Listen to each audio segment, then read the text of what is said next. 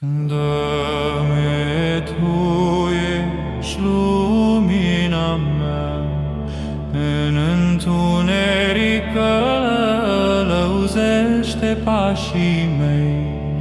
În fiecare clipă fii aproape și umple sufletul meu cu credință. Când vântul vieții mă tulbură și valurile greutăților mă apasă, strig către Tine din adâncul inimii. Doamne, nu mă lăsa niciodată singur.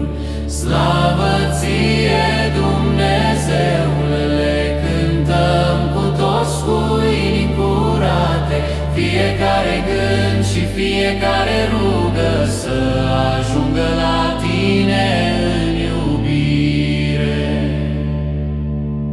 Păzește-ne de rău și de ispite, întărește-ne cu puterea Ta sfântă.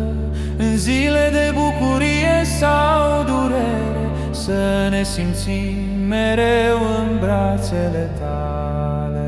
Fă ca faptele noastre să fie curate și inimile noastre pline de har, să ne apropiem de cei ce suferă și să răspândim lumina Ta în lume.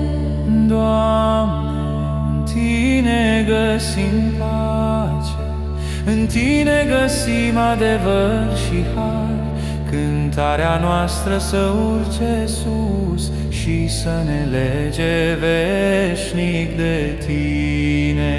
Slavă Ție, Dumnezeule, cântăm cu toți cu inimi curate, fiecare gând și fiecare rugă să ajungă la Tine în iubire.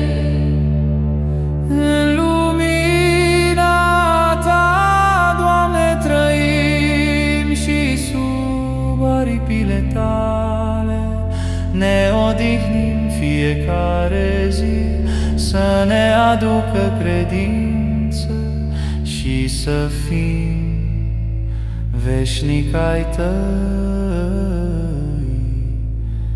Doamne Sfânt.